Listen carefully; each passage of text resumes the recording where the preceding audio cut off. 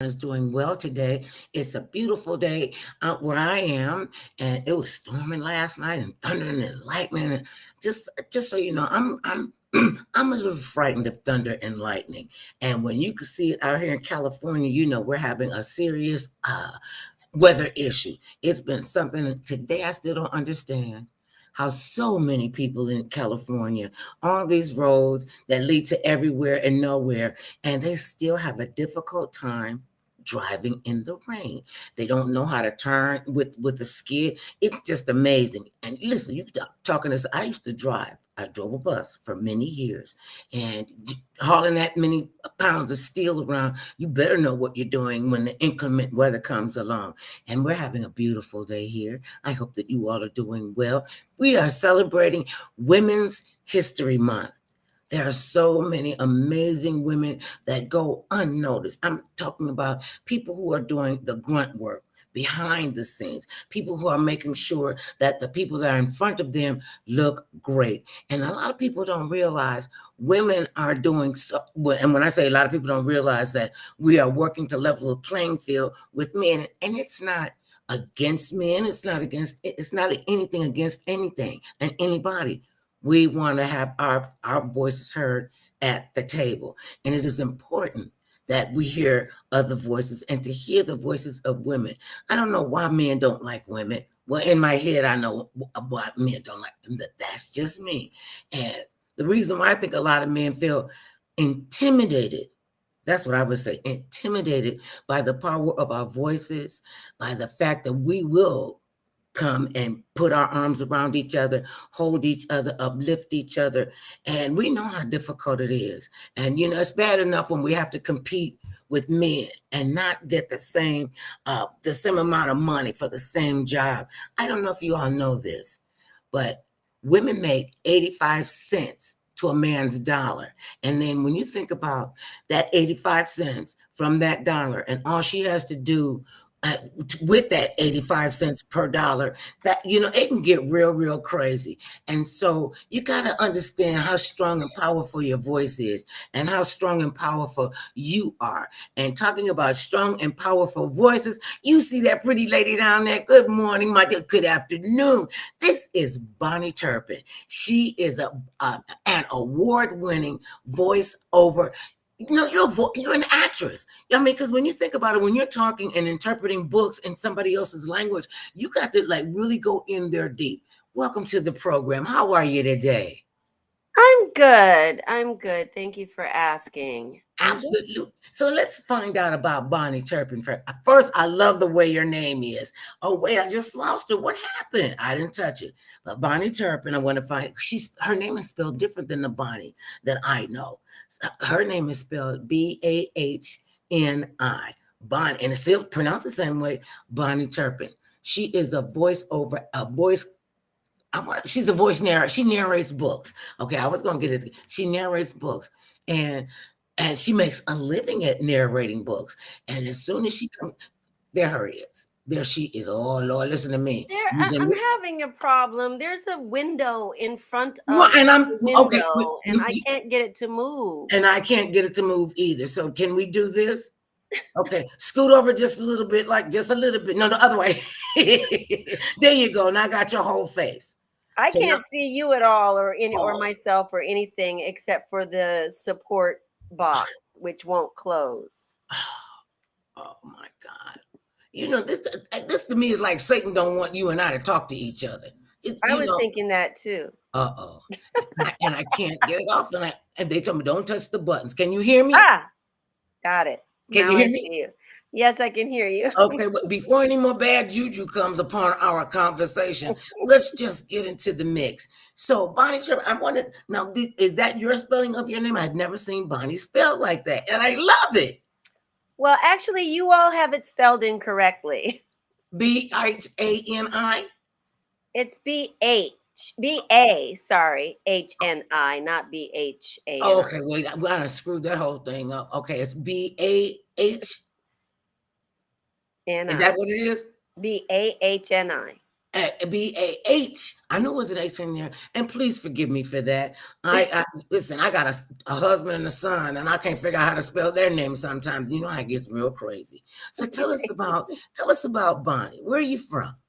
I'm from Pontiac, Michigan. Oh, wait. So when you were, tell me about yourself when you were like 8 or 9 years old, and what were your ambitions? Because when we're kids like that, we want to save the world. Well, I didn't want to save the world. I think I wanted to be in the circus or something. I used to practice walking back and forth on the head of my parents' bed like it was a tightrope. It was wooden. But when I was 9, one day, my mother told me, I came in and she was washing dishes or something, and she's like, "Oh, you're going to go and take acting class." And I was like, "Okay." And I ran off to my room, and on the way upstairs, I said, "That's what I'll do. I'll be a movie star." So that was where it started. Well, see, when you got those big lofty dreams, you got to work towards it. A lot of people that come into this business don't understand the business of this business. And Right. you got movie star looks, so I don't see Oh, thank any you reason so why you much. wouldn't listen. If they'll put me in a movie, everybody got a shot to get into a movie. What Seriously, movie are you in? I'm did like 13 films. I'm considered a bona fide movie star. I Okay, didn't know. I Nobody was like, told me. Really, and it's really. As Mother Love? Yeah, I was As Mother Love. And Okay. As Mother Love. The Well, first movie I ever congratulations. made was with Hulk Hogan called The Nanny, Mr. Nanny. And Oh, it gone through okay. a bunch of, and most of the movies that I've been in have been for kids, Mm-hmm. coming up. And it has been a blast. I mean, I was like, right, okay. Yeah, and I'm going to go. So I am the crazy one, right? And why would you send me? And I had no snappy comeback. And he goes, "Why not you?" And I was like, okay. So when you did it, so do you remember your first time you got on stage? I don't remember exactly the first time, but I do remember going to that little theater and taking acting class. Hmm. And they put me in a play right away, and it was Finian's Rainbow. I don't know if you're familiar. It's a Of course, musical, yeah, Finian's old Rainbow. musical. Yeah. And there was in the script a little black boy Hmm. who they didn't have one of. So they made it into a little black girl. And that happened a few times in my childhood. I Hmm. ended up playing boys. I played Travis in Raising in the Sun. This is really something. That Yeah. is really something. So you play a woman and a boy. Not at the same I time. mean, I know not at the same time. You are such a goofball. As a kid, that theater, they didn't Mhm. have a whole lot of black students. And the fact that you So were they didn't able, have a boy. So and I was it. the, They were like, "Could you about that. cut your hair a little short?" And I was like, "No, Now, this is the you need same to one. pack it down." I need to pack it down. No, I was saying, my hair, it wasn't that long at the time, but they wanted it to be shorter like a boy. And so Mhm. I didn't want to cut it because I was afraid of cutting my hair So back what did then. how was that process when you're a beautiful young girl, I'm sure, because you're a beautiful lady now. What was the process of them turning you into a boy and how you embraced it? I didn't mind playing the boy Mhm. because there wasn't a girl for me to Mhm. play, you Mhm. know? And the first play, they made the character into a girl. Mhm. In the script, the character is Henry, so they just Mhm. made it into Henrietta. So there was no transformation there. It was just, Mhm. and I was a kid, so they didn't even give us a script. They just said, "Okay, when she does this, you say this." And that's how we learned. It's good to learn that way, Yeah. but to understand that it's good to be trained as well. So now you're doing this stuff and you're going to school, you grow up. And when did you decide to move to Crazy Town? That's what I call it because I'm a crazy person in Crazy LA? Town. Yeah. See, you know it right away. Yeah. Well, first of all, I got to be 17. I went to college. I went to Howard Mhm. University. That was How in about DC. that HBCU, You HBCU? know. And Oh, And then I wasn't satisfied with their acting program because I was determined from 9 years old to be Mhm, an actress. Okay, I mhm, never changed, mhm, and I decided to leave Howard and go to NYU. mhm.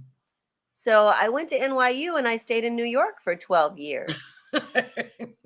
And then I had an agent who was kind of in New York for a while, but then she came back to LA and she was like, "Well, you're getting work in New York. I just think there's more work for you in LA." Mhm. So I came to LA in 1994. Oh, okay. So you're still kind of new.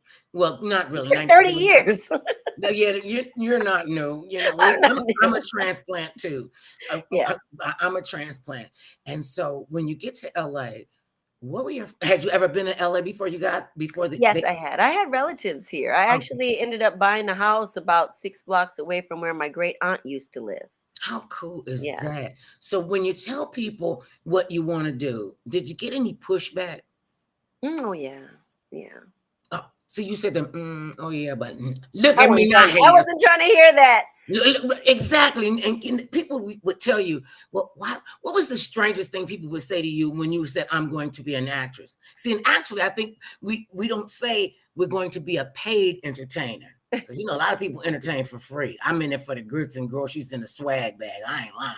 So, Well, they said a lot of things. And my mhm, grandfather, who was very, very elderly, mhm, I told him I wanted to be an actress, and he said, "Well, that's a hard job." mhm, He said, "You got to be up late at night." 'Cause his idea of an actress was somebody that was like in a traveling theater, playing these spots every night. It wasn't what I had in mind. okay. And then one day when I was a teenager, I think my brother, my older brother, he's 13 years older than me, told me that the average income for an actor was $3,000 a year. And you said, uh-uh. I What didn't did I you say? probably didn't know how much money $3,000 was. See, and that's what I was that's how like, they sounds want good to me. what Whatever.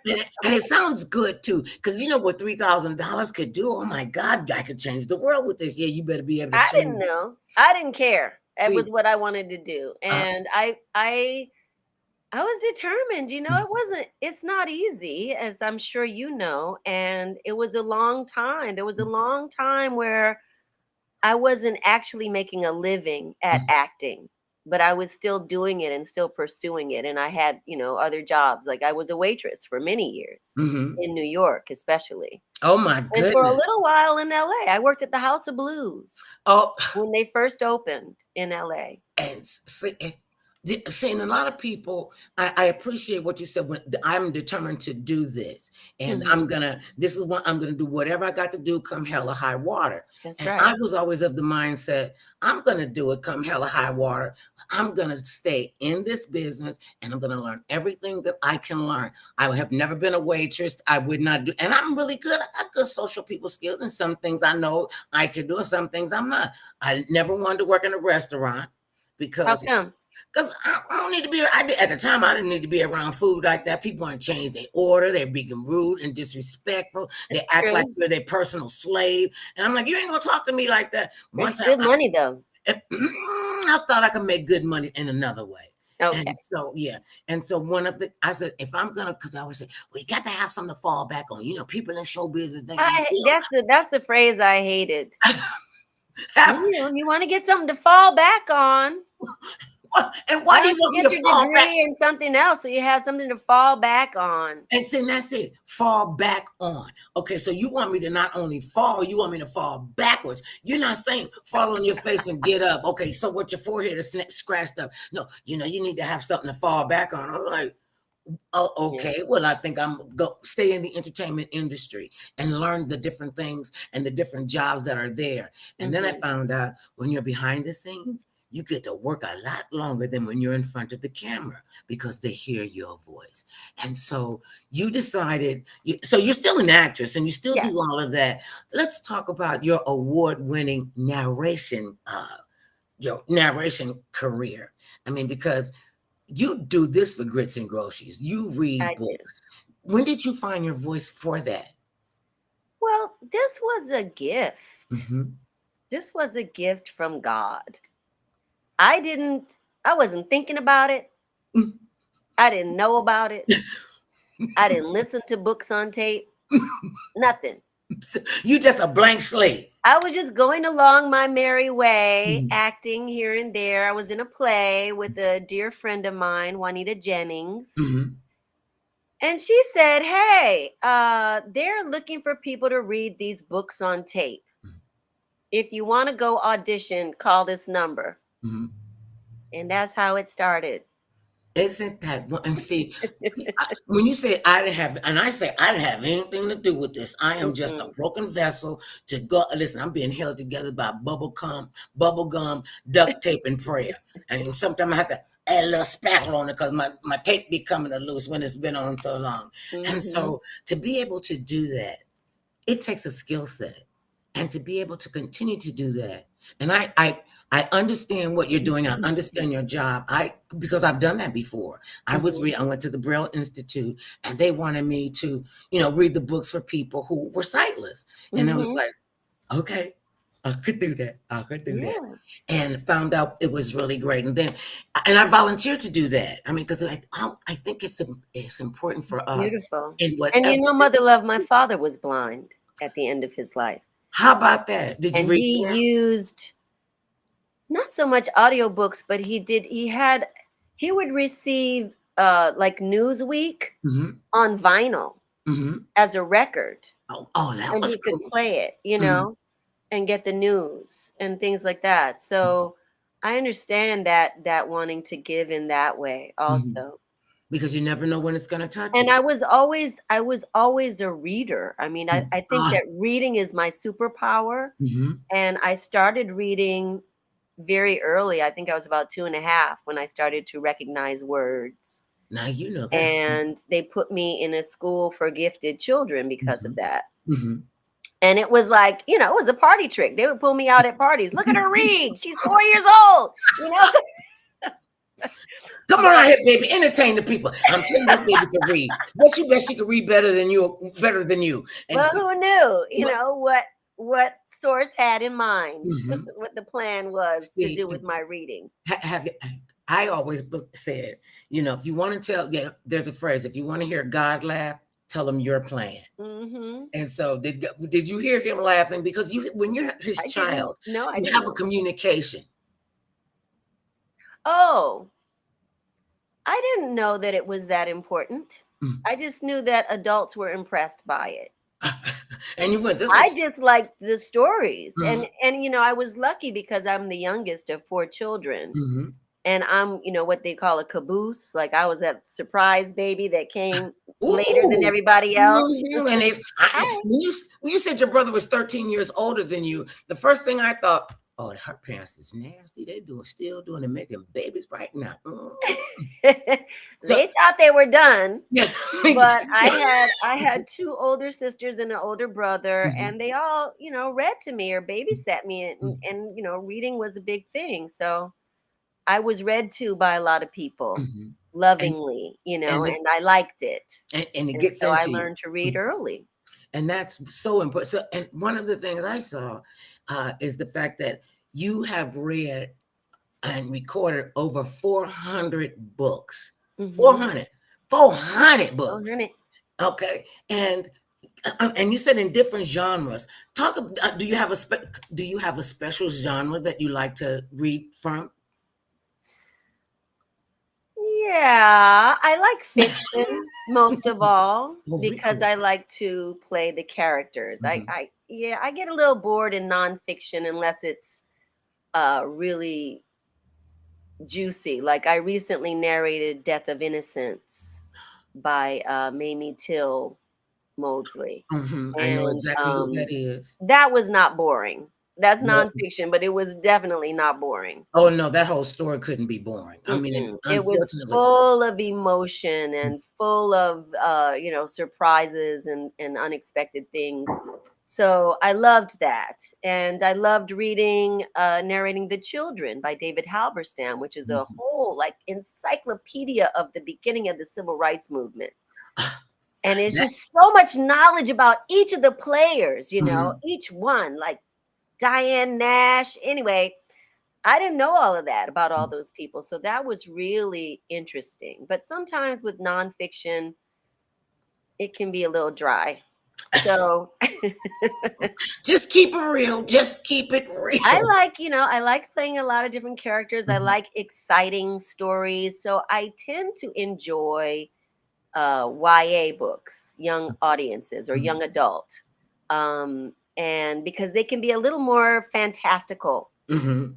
a They don't know. They don't know the rules yet. yeah, I mean, you have different stuff happening. And since Children of Blood and Bone, I have gotten a lot of books where there's a young Black female protagonist who has superpowers, they're either the warriors, the Dora Milaje, or Mhm. they're they have Okay, wings. wait, hold There on. was Wait, one where hold there was on. a whole other planet Wait, where hold on for a second. You said a word I had never heard. Say what you just did with the I under hope I blingy. said it right. Dora Okay, Milaje. That's from Wakanda.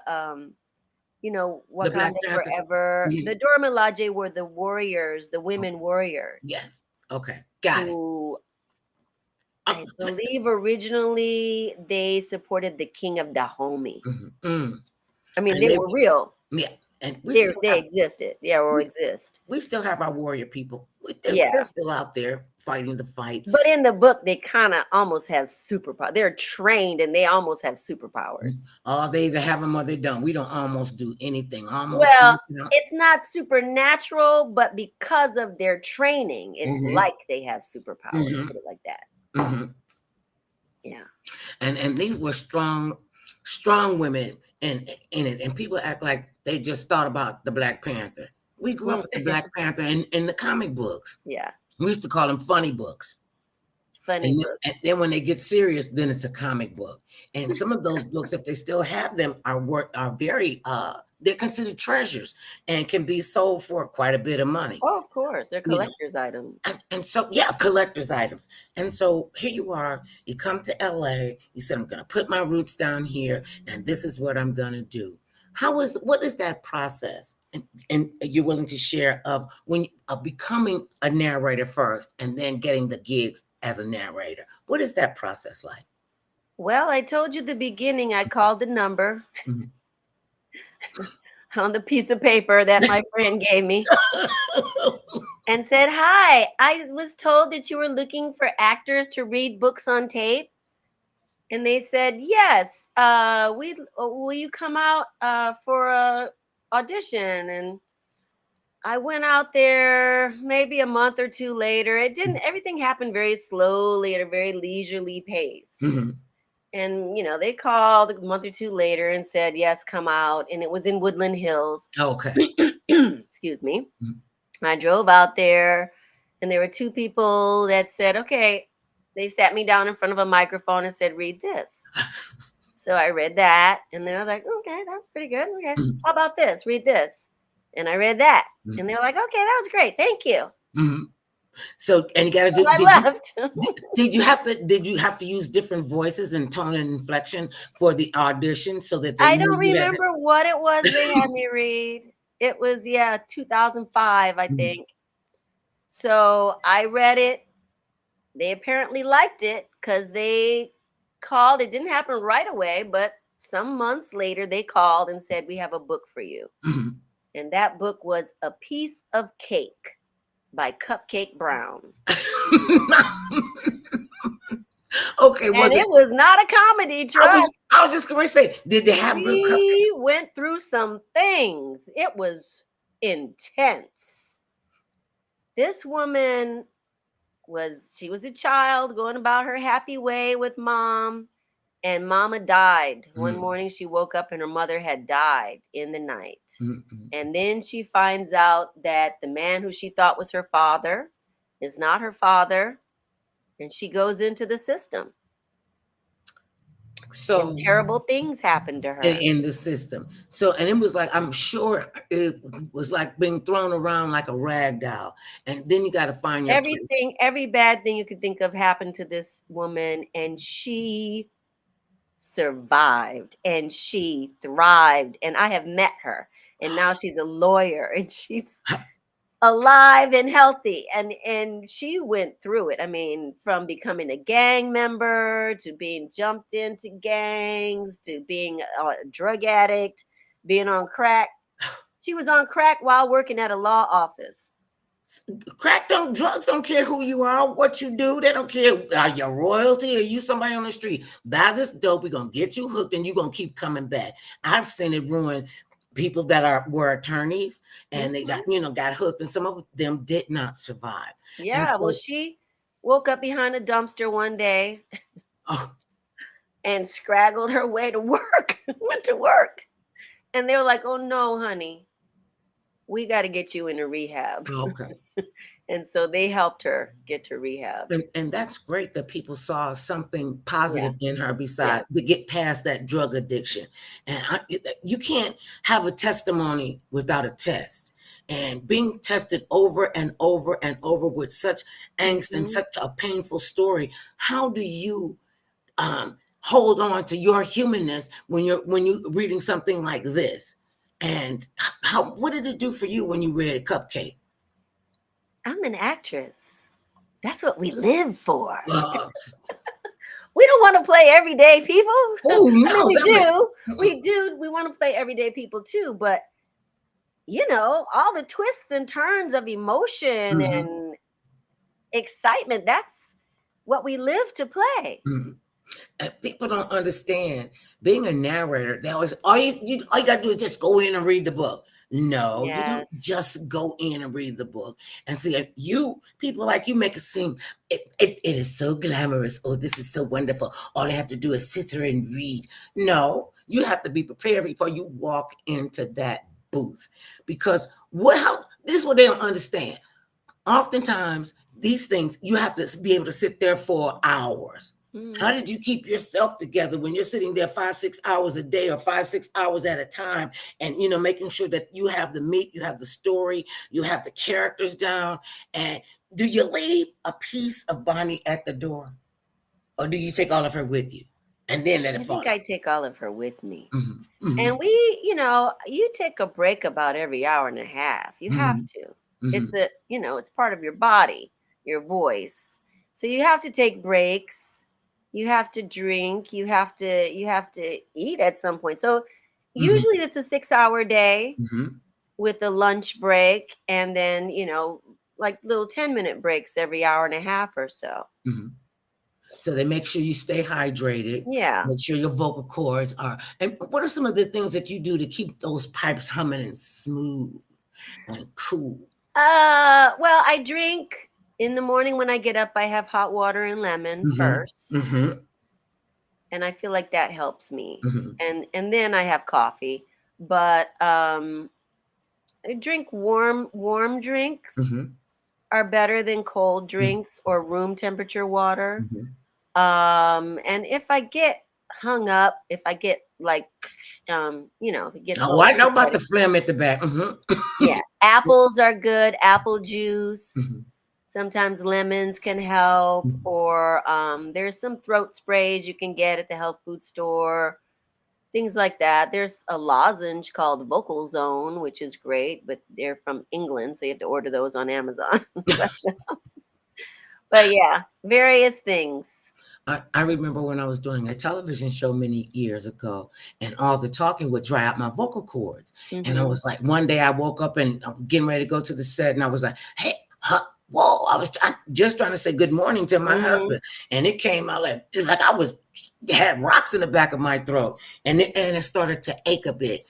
Well, they took me to some fancy schmancy eye, ears, and nose doctor, and he stuck stuff up my nose and one at a time, and then he said, "Now spit." I didn't even believe that my mouth could hold that much mucus, and I'm telling you, ever since then, I don't have a problem with it. And he still won't tell me what was the potion he put in it. He didn't poison me because I didn't die. But my vocal cords. Well, email me that doctor's name. Okay. I haven't needed to go to a doctor for any vocal things, thank goodness. But it'd be good to have one Yeah, you got lined up just in case. just in case. You rather have Yeah. it and don't need it than need it and don't have it. Right. So when you're going through your process, and you have to take the notes, and I'm sure that, do you read before you get the book? Do you get the book, you read it, and then you go into Yeah. the studio? Okay. Yeah, you read it first, and Mhm, sometimes you have to do a little bit of research. So you mhm, might have to look up some words mhm, or names, mhm, or pronunciation. If you're lucky, the publisher will send you a word list mhm, with everything with the pronunciations the way the author wants. mhm, And they basically cater to the author, what the author wants to hear. What mhm, kind of voice does the author? The author a lot of times has final say over mhm, who the narrator will be. So, yeah, so you read it, you make some notes about words and names. You may say, I want this character to sound like that little girl I used to go to school with back or something, or someone that you mhm, used to know or that you know. You may have an idea of what they sound like. mhm, Or sometimes, if you're making it up, sometimes I'll do a little voice memo mhm, of this is how I want that character to sound, and I'll have an idea. But oftentimes it's off the cuff, where you have a mhm, lot of little minor characters, mhm, mhm. just making them up as you go along.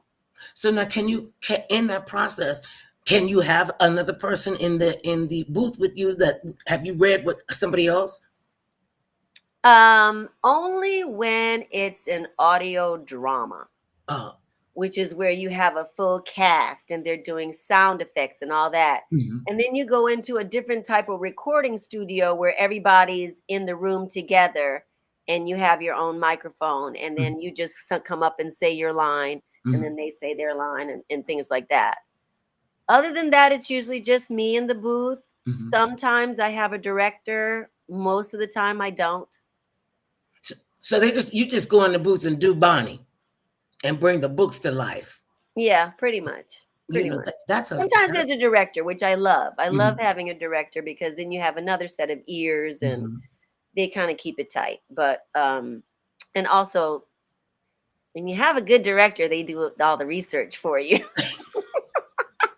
And they've already looked up all the words and everything, so you don't have to. But that's a good thing when you have Yeah. somebody who gets what you're doing Yeah. and understanding. And I know when you're recording, you're gonna make mistakes. Oh yeah. It's not like a perfect process, but the best part about it is they'll say, okay, we're gonna stop, take a breath, and let's try that again.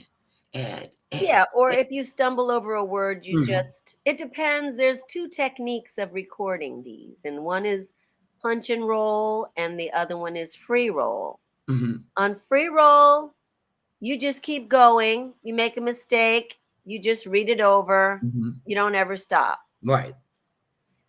On punch and roll, you make a mistake, you stop. They go back to right before the mistake, and you read that again. So it's Mhm. already edited. That makes sense. Yeah. And when you can edit, when you think about it, the editors on books or television or in movies, whatever the genre is, when you have somebody that's that consistent to make sure that you get it right and they help you get it right, and to be able to move through that and go to the next stage. Mhm. That's what's the cool part about it, because you can make mistakes like almost in every chapter, but that's what separates the Oh, you make a professional. mistake every page. You're not gonna. Yeah, if you make it through 2 pages without a mistake, that's really fantastic. But, something it is not even always a mistake. Your stomach could make a noise, or your Oh, nose could make a noise, or see, you might be too close and puff on the microphone, on the microphone. Yeah. Uh, So there's a lot of stopping when you're punching and rolling. And when you free roll, you just go back and read it over, and the editor has to do all the work. Okay, so let's talk about the fact that this was so funny to me. Kind of in a way it was funny, but that's how God works, because she is an award-winning narrator. She's got all kind of awards. I didn't even know they had an Earphone Awards or any of this. So tell us about about the time that you found out that you had won an award for your reading, for your narrating. About the first time? I don't know if it was the first time or whenever. Okay, Anytime? Yeah, I don't know. The story that I got was that when you I got a found phone call. you didn't even That know one. that one. That was the Tell first us. audio book, Uh-huh. first Audie Award, Hmm. and it was The Help. And there were three narrators on The Help. One was Octavia Oh, Spencer, who love her. ended up playing Minnie in the film. Hmm. The other, oh, sorry, I don't know her name. She played the white character, Hmm. and I played Abeline. And the director called me and said, "Oh my God, I just wanted to tell you that you won. Congratulations." I was like, "What? I won? What? What did I?" She's like, "You won the Audio Award. Audiobook, I think it was Audiobook of the Year that year in New York." And I was like, "Oh, you're in New York?" And she's like, "Yes." I was like, "What's an audio award?" I mean, I had never heard anything. See, Nobody told me nothing. But I guess that was, that was early on for the Audie Awards. I don't know when they started, but they weren't that big yet. yeah, And so the publisher didn't think it was that big of a deal. did I don't they know have why nobody told me. I really don't. I don't know why nobody told me we were nominated because Octavia Spencer was at the awards. so And somebody she told knew her? the author. She knew the author. Oh well, and that But was one of the yeah. movies that were when they turned it into a movie to see all those powerhouse women, doing their thing so fluidly. And I respect actors. I really do respect actors because you all make it seem like it's just, what's the big deal? This is what I do. And that people don't understand the work that goes into it, Yeah. or how many people are on a crew, how many people that you need to have a good personality with, and them with you as well, so that the Mhm. project is cohesive and everybody likes it. Now, who has the last say so about who's going to narrate? I'm not sure. I think it varies. I think Hmm. that there's some books where the author says, to the publisher, hire who you think is best. Hmm. And then there are some where the author is really precious about how they want it to sound Hmm. and they want to hear samples. Hmm. So then I still have to audition. I still audition for audiobooks.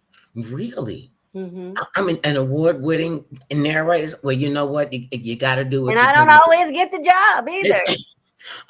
How do you I'm not handle the that? only one. Right, because a There's lot of people, others of us out here. I didn't know that there were that many narrators, and the fact that you can make a living doing this, and it's not just where you go in and do you read the book and what have you, and then you've got to be involved in that, so you get more jobs than you don't. I guess. I mean, I stay working.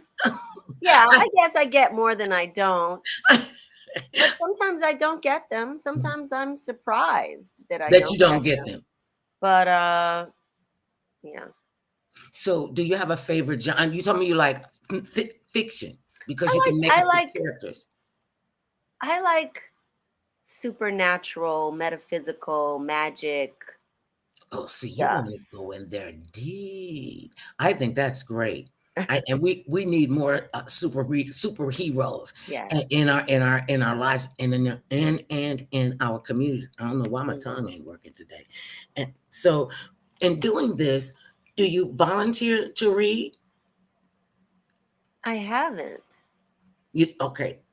See, and would you do that? Would you volunteer to read? I Like would the do Braille it Institute? some places, but not others. I'll tell you, I was contacted by an African American museum or slavery museum or something in Alabama. Oh, they got a slavery museum. It might be an African American museum, Mhm. but it was brand new, and they had, they were grand opening, and they had some exhibits that they wanted to have narration at, Mhm. and they invited me to do that, Mhm.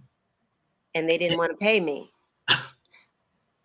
And I said, "I'm sure that you have sculptures and artwork and buildings that you paid those artists to create. Mhm. Furthermore, my family was enslaved in Alabama. I ain't working for free for Now, anything in the state of Alabama. I'm sorry. you know what I ask them? That's nothing to be sorry about. I'm Yeah. like, so you, and when they say that to me, and some people think I have a bad temper. I don't. I'm just allergic to BS. And I know it when I Right. hear it. And I speak truth to power.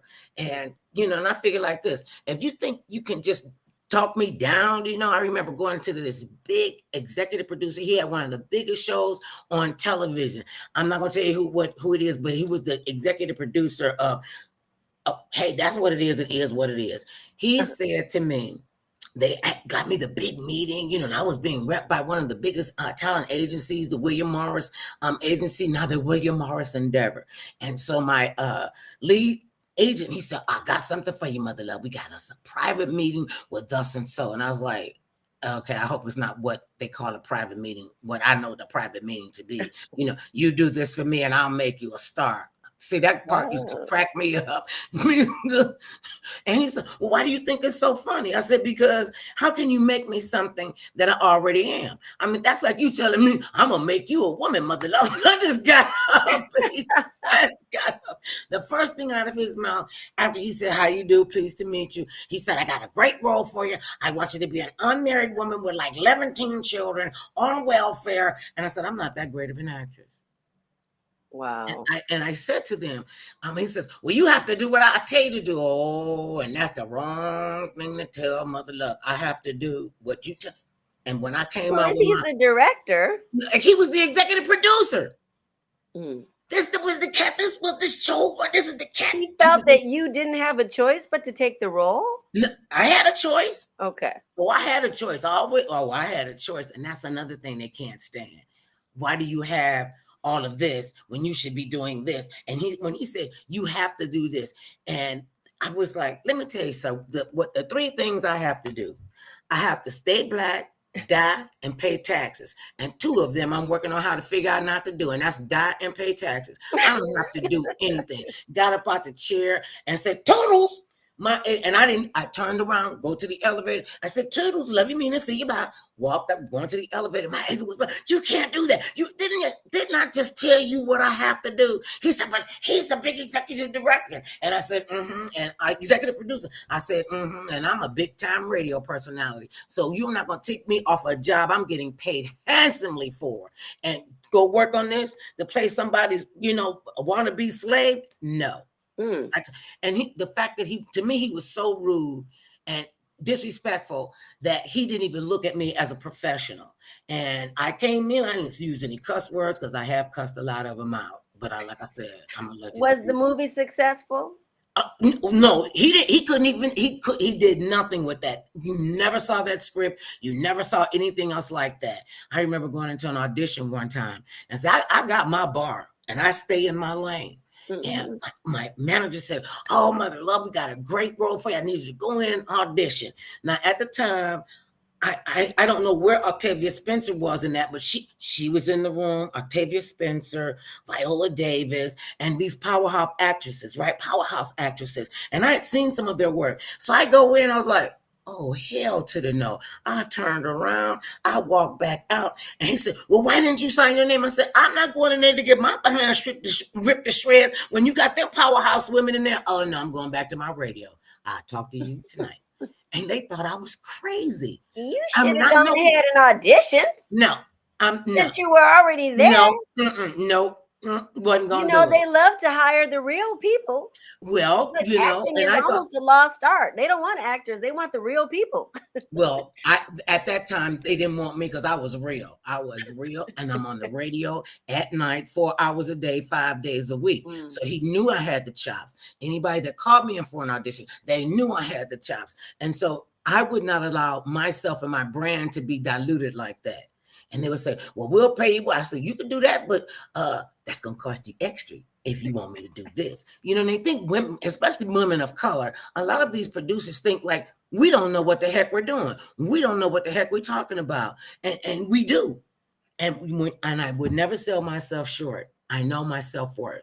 And a lot of times people don't like me knowing that I know my self-worth. Mm. Like when you go in, you know who you are and whose you are. And then do they ever want to tell you kind of like dumb it down a little bit, Bonnie? You know, you've Oh, been too. me? Mhm. Not anymore. Hey, say, They used to say, you know what I used to get sometimes back, back in the early days Mhm. was I wasn't black enough for them. I wasn't. They wanted to black it up, and they couldn't say black it up, so they would say, "Can you jazz it up a little bit Mhm. or something?" I don't know. It'd be stupid. Like, well, can you sound more? Can you sound more like a black chick going into a? And they most of them think we're angry black women. Or there was the whole fascination with gang life in Mm-hmm. the early '90s, late '80s. Mm-hmm. And they wanted you to be all street and everything. What the kids say? You got to learn to be hard. I said, Right. what's And that mean? I'm Dr. Turpin's daughter. Okay, Yeah, I'm see, not. and don't play me. Don't play me. See, when you speak up and speak truth to power, I mean, I couldn't believe all the things, and they would have a laundry list of reasons why they weren't going to hire me. Literally, one of the executive producers was from my hometown, and she loved me, and I loved her. And when she saw the list, this little teeny tiny white lady got so pissed off. I mean, I was like, it's not that serious. You don't be good. She went in and cussed all of them out. So I don't know. You don't know who you're dealing with. You don't know who you're dealing with. And so you know me, I'm an instigator. I got behind her. She ain't about this big. I got behind her and said, you better respect what I'm doing. Let me tell you. She was a fight. That's when I learned be frightful of the little chicks because they will cut you. I'm a little chick. Yeah, I saw that. You're what my son would have called a snack. And I would say, well, what makes her a snack? He said, Mama, that's just enough to get the meat off the bone. I said, what do you need? He said, I need a buffet. I want to have all kinds of things. See, I be to hurt her. I was like, you know what? I'm like, that's my child. That's my son. And see, do you have kids? Are you married? I am married. I don't have any biological children, but I do have a stepson. What step is he on? First step, third step? Because I don't understand stepchildren and step parents. I mean, Well, I don't get I that. mean, my husband has a son, put it that way. Mm-hmm. I didn't raise him. He did live with us off and on, Mm-hmm. but he's 24 now and he's on his way. So you guys are empty nesters.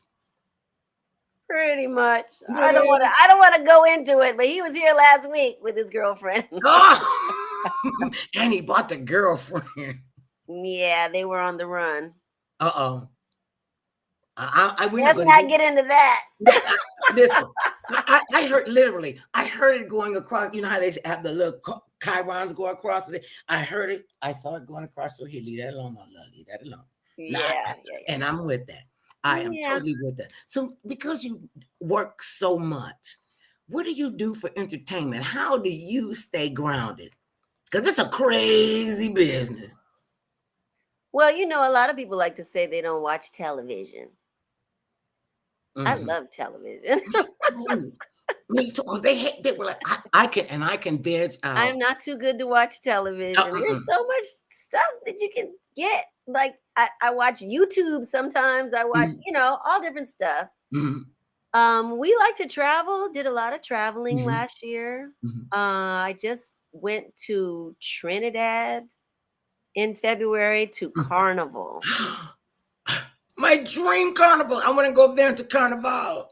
You better hurry up and go. You better hurry up and go because it was mine too. And I was like, I don't want to get any older before I got one. I got one for you. Ask me, Mother Love, when did you get old? Mother Love, when did you get old? Tomorrow. I ain't got time for that crap today. You have to put that over. Yeah, there. I was out there shaking it like that was my answer too. See, and that's what you're supposed to do. You got to keep your groove and make sure that you know. Really fun. It was really fun. I'm so glad I went. I know you had to have a ball. I went with Ultimate Trinidad Carnival. Okay, why is it ultimate? Why did you say it's the ultimate? That's the name. That's the name of the tour group. That's the name I went with. Yeah. They take care of everything. Oh, see, now that's cool. It's hard to plan it yourself. I tried. Those hotels are booked a year in advance. See, oh, really? That's a good tidbit to Yes, and know. it's expensive, and you need transportation, you need, on the ground transportation, Mhm, the costume, everything. If you're not from Trinidad and you've never been there before, I highly suggest go with the tour group. mhm. Ultimate Trinidad Carnival. Oh, okay. I Yeah. did a tour group to Africa, so I understand completely what you say. Let them do it. You show up and be pretty and have a good time. Yeah, Come exactly. home, leave your footprints in Trinidad, and come home and tell the stories about them. So That's right. let's talk about your what if you could write a letter to your 12-year-old self right now? What would you say to that young girl? Oh God, you're gonna make me cry. Okay, big waterhead. It's gonna be all right. Mhm. 12 was hard. That's transitioning from a child to a teen, and My you don't mother know. died when I was 10. Oh So my goodness. a year after she Bless set me on my path with you. acting, she passed away suddenly Oh my of goodness. an allergic reaction to penicillin. Oh my. So did y'all sue the hospital and the doctor? She took it at home. She thought she knew she was allergic to it, and she thought it wasn't going to be that bad because she had taken it before and she didn't have much of a reaction. Mhm, And it was the holidays. It was the day before New Year's Eve, and her brother was having a big New Year's Eve party, and she wasn't feeling well. She did not want to be sick for the party. mhm. So there was some penicillin in the house that one of us kids had had for something, and she took one, and it killed her. So at 12, I was trying to figure out life, with my dad. My siblings were already out of the house. We had just married my brother. Mhm. He got married pretty young. I guess he was 23. Oh yeah, that's pretty young. And my sisters were in college. They were away at school in Nashville. And it was me and my dad. And my dad, he was a traditional dad. He was a dentist. Mhm, He was used to having a wife who, handled the kids and the dinner and, all of that. She had a career too. She was mhm. a social worker. Oh, But ooh, that is a hard calling. And I think you have to be called into service for mhm. something like that. Well, Because she had social a work, big, big heart. you have And to. she placed children for adoption. She also was a child psychologist. Oh, So, so we have some powerhouses on the planet, and mhm, that leaves a big void. And sometimes what you do is pay homage to them. Don't wallow in it. And you're never gonna not ever miss them. When our mother passed away, I was living out here in California, mhm. and I got so much pushback because I came to California. Why you got to leave and go to California? Who you think you are? You think you better than I am? I said, you know what y'all pissed off about? I'm not better than you. You just pissed off about it because I make better decisions than Uh, you do. And so if that's what you feel like you got to do it. Make sure I keep a big piece of real estate in your mind that you want to talk about mother love, so you can't even get to your vision. You can't even get to your dream. You don't even get to your purpose. And that's important. What do you think she would have said to you where you are now? Because her spirit is with you. what would she say? What would she think about her daughter being a narrating award-winning star and an actress? And she likes it, I'm sure. But what I think I missed from not having her is she was just such a kind person. I feel like I could be kinder. Like I could be more compassionate. I could be warmer. I feel like I would have learned that from her. I would have Mhm. been a little more affectionate and warm. Not that I'm not any of those things. I I was getting ready to am, say. but I think I would have been to another degree, Mhm. I don't know what she would say. I mean, I was 10. I was 10 when she died. I don't know Yes. what she would say to me now. Open up your heart and you'll be able to hear her. Open up your heart. I know what I'm talking about. Okay. And we can't do anything about the past. We got today. That's why they call it a present. This is a gift. The sun come up and you get to come up with the sun and you get to participate in the universe. And Yeah. then you do what you do. Then you lay down, you go to sleep, and God willing, you wake up the next day because we don't know. We don't Mhm. know. One of my uncles, God rest his soul, he got off the bus to go to work. He walked in front of the bus. That's what they tell you to do. Walk in front of the car so they see you. He was walking. He was in a crosswalk. He walked across the middle. He got into the middle of the street, and a drunk driver came and hit this man with. He was driving like 60 miles an hour in a residential neighborhood. Knocked him up. Hit him so hard that he He went over the other two lanes, and his head banged up against the curb. I told him I don't want to know the details, and Mm. so you never know. I know he didn't expect to wake up today that day and then be dead before that night. So that's why you gotta love on people while you can love on them. You gotta Right. love on yourself while you can. You have to know all the way through. And it's not arrogant, it's not egotistical. You have to know you are enough. And if you're not enough for you, you can't be enough for somebody else. So always, always make sure that you know that you're enough for yourself. I believe this. Self-preservation is the first law of nature. You don't take care of Bonnie, how you gonna take care of somebody else? I mean, your credibility just go right in the toilet.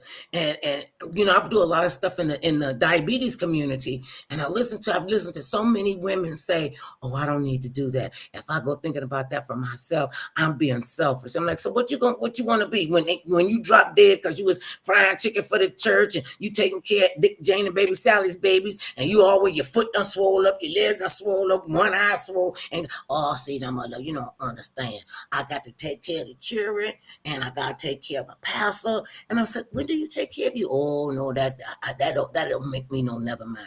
What? Mm. Mm. Oh, what? And being a caregiver for your parent is really difficult. So you said he went blind before he passed away. Yeah, he had glaucoma. Oh my God. So it was progressive Mhm, over a number of years. I think he retired a little earlier than he would have mhm. because his sight was going. But he remarried when I was about 20, and they stayed married. He had a great wife. We love her, Mhm. and she took good care of him, and she was with him when he passed. See, you can't beat that with a stick. I think one of the biggest fears people have is dying alone. Yeah.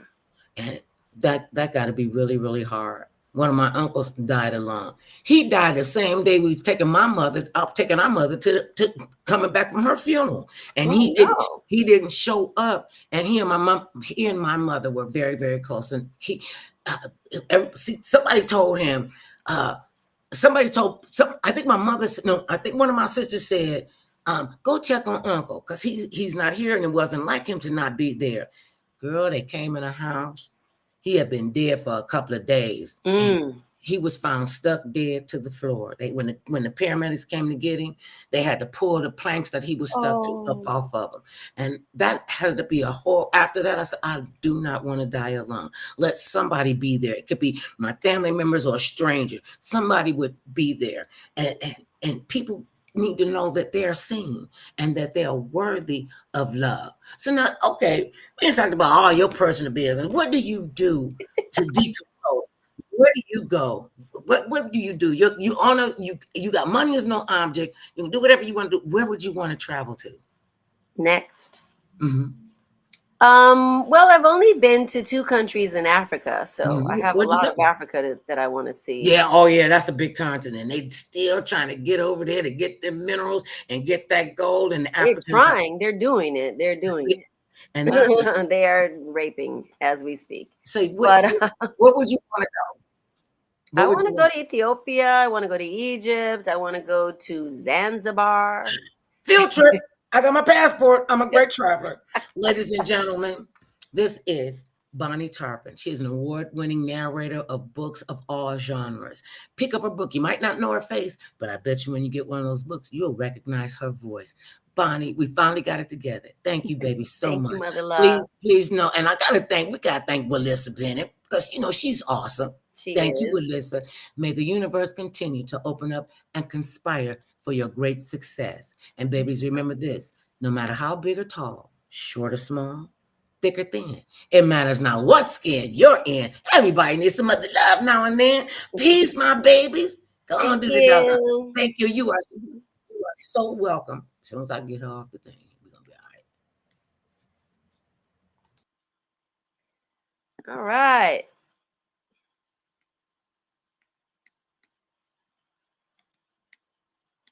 I can leave.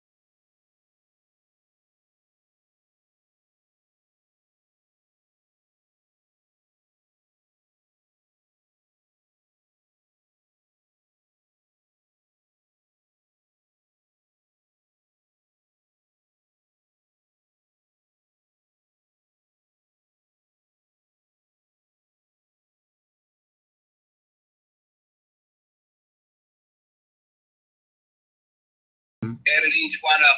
Go to each one of them and edit each one of them and correct the name on each platform as well.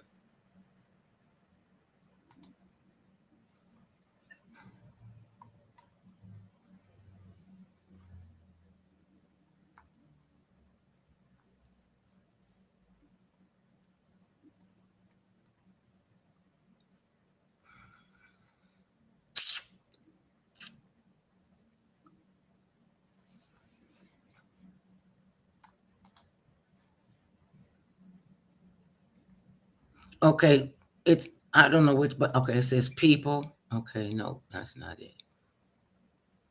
You go back to edit. That's what I'm trying to find, the edit window. Is it called? Or maybe this is it, captions. Yep, here it is.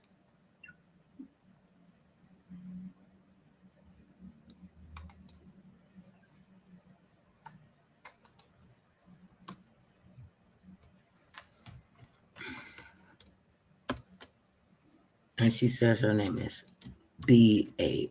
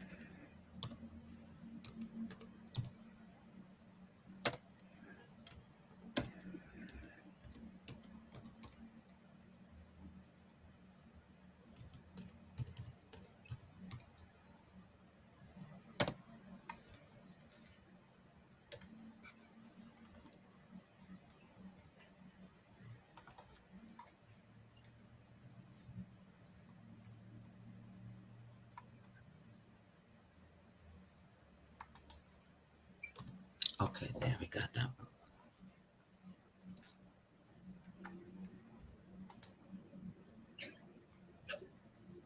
Okay, got that up on Restream. Okay, now that you go up to each one of them, like Facebook, get those up at the top or into the box where it gives you all of them at once. Because you got to go in and edit their name and on the Facebook, Twitter, and all them as well. So okay.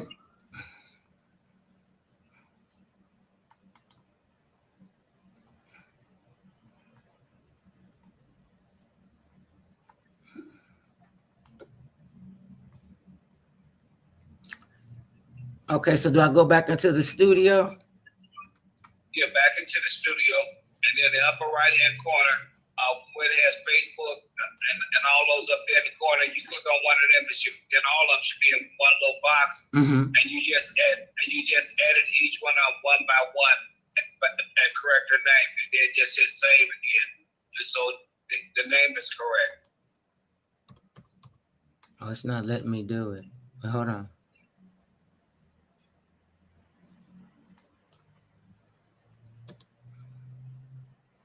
It's not. Oh, maybe I could do it with this. Yeah, just I got it. Okay, I got the says edit destination. Right, and then you just take your time and correct each one of them.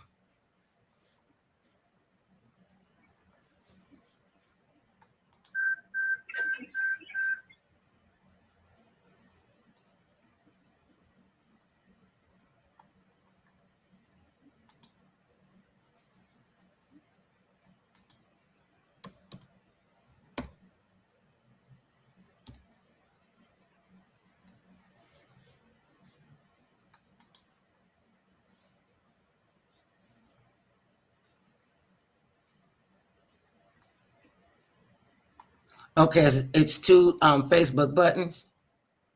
Yes, should be you just go in and edit under each one of them and make the correction. That's what I'm doing right now. I just said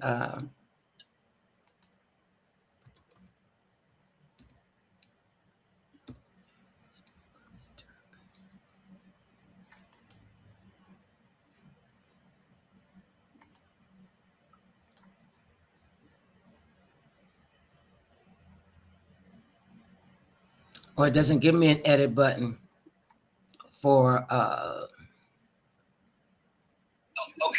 if one of them won't give you, just keep going. You want to try to correct as many of them as you can. Okay.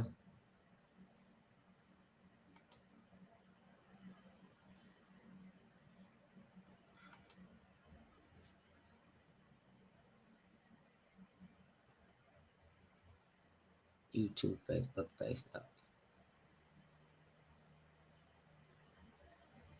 Okay, I don't get a button for X or LinkedIn. It doesn't give me an edit button. Okay, well, if it doesn't, then you can't do it. I mean, I'm just saying, you just checking to see if you could.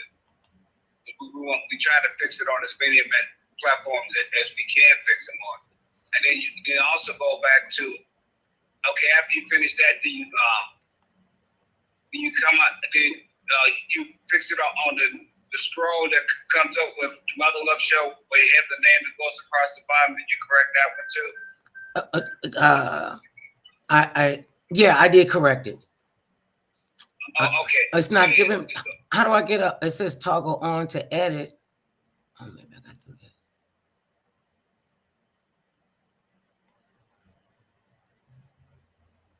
that. Okay, the one with Shaq C's name come up, that's public. Can I do that still for her? Yes.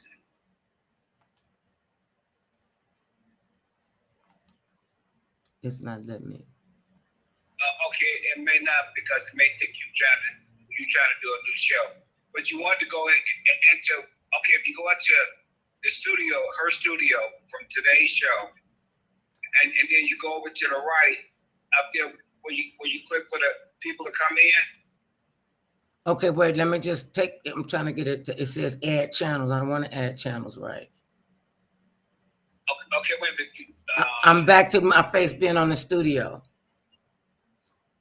To your face. Okay.